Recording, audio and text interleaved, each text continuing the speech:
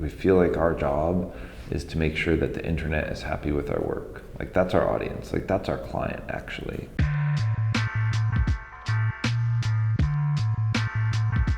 The first thing that we did that was a really big hit was the Subservient Chicken, which was a really awesome interactive experience where you could like type in whatever you wanted and tell the guy in the chicken suit what to do. But on a higher like sort of industry level, it was for Burger King the brand and to change the perception of what they were about.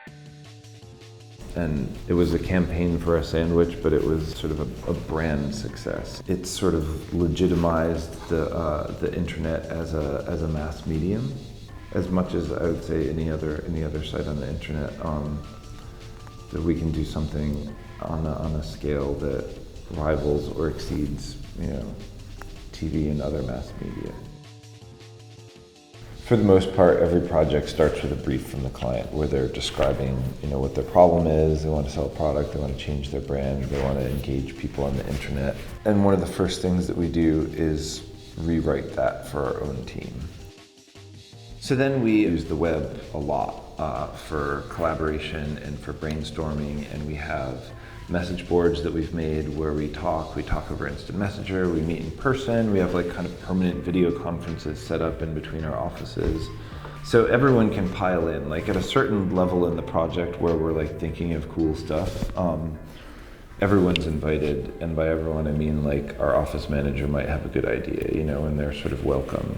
One of the questions that we ask ourselves is like, is the internet going to like this? And if it is, then we go present it, pitch it, figure out how we're going to make it, price it out, and if it's not, it's sort of back to the drawing board.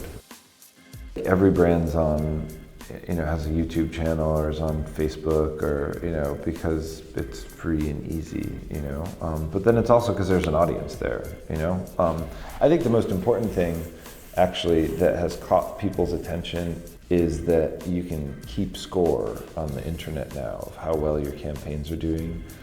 And you can keep score of how well somebody else's is doing because you know how many hits they got on their video versus yours. You know how many fans they have on their Facebook page versus yours. I think it's really good for the work though, actually. Like it directly challenges you to do something that's gonna be a hit.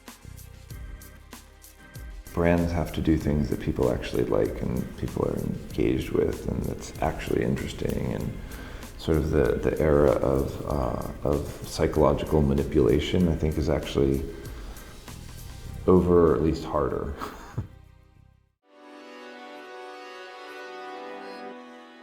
The idea for YouTube Show and Tell now and going into the future is a resource for creativity on the internet. And the Art Directors Club have some of the most amazing people in advertising have come through here, and we just sort of put the two together and we thought, the Art Directors Club could be a really great resource for people to help curate and judge. It's a place where agencies and brands can show off their best work and have an open sort of discourse. And in the same way that YouTube and the internet has made the ads a more social experience where people can, express themselves and comment and, and share.